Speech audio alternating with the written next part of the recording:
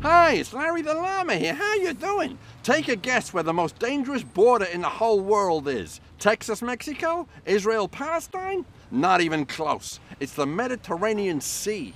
In the last 15 years, 22,000 immigrants have drowned in the Mediterranean trying to get into Europe. In 2014, the Italian Navy rescued 175,000 refugees under a European-wide search and rescue policy called Mare Nostrum, our sea. These aren't numbers. These are men, women, children dying in terrifying circumstances.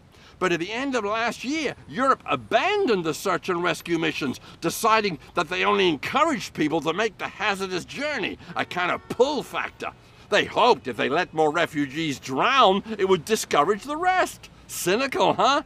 Up until only April this year, 1,600 people drowned, including 800 in one boat, where most of the passengers, the women and the children, were locked in the hold when it sank. So the European Union now reckons the best way to deal with the refugee crisis is to sink the boats before they leave North Africa and arrest the people smugglers. What?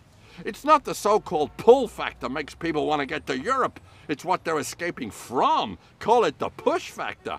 Refugees from Afghanistan, Syria and Eritrea, war-torn countries which we helped make that way.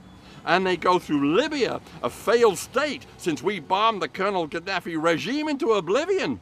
The crisis in the Mediterranean has been called the new slave trade, but these refugees ain't slaves. They want to get into Europe for a better life because the lives they got ain't worth living.